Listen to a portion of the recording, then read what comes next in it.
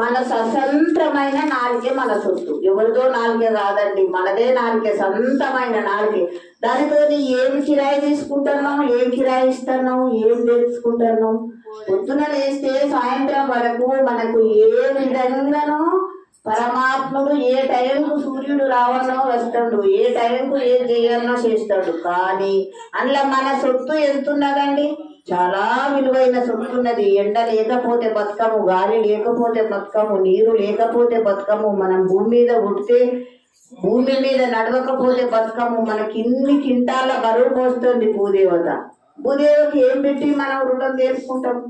ఇప్పుడు మహాత్ముడు వచ్చిండు, ఇన్ని విధాల మీకు అందరికీ చెప్తాడు. మీకే కాదు, నాకు మీకు అందరికీ చెప్తాడు. మనం అందరము ఒక్క బంధువులం, ఆత్మ బంధువులం, శరీర బంధువులం కాదు. శరీర బంధువులు ఉండొచ్చు ఎవరు వాళ్ళకు, కానీ ఆత్మ బంధువులు.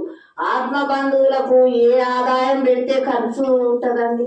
ఇది ఏమన్నా ఖర్చు ఉన్నదా? కొంచెమన్నా ఖర్చు ఉన్నదా? ఒక్క రూపాయి పట్టుకొని పోతే తిరిగి మళ్ళీ మన ఇంటికి కొంచెం అటువంటి ఖర్చు లేదు పనిది.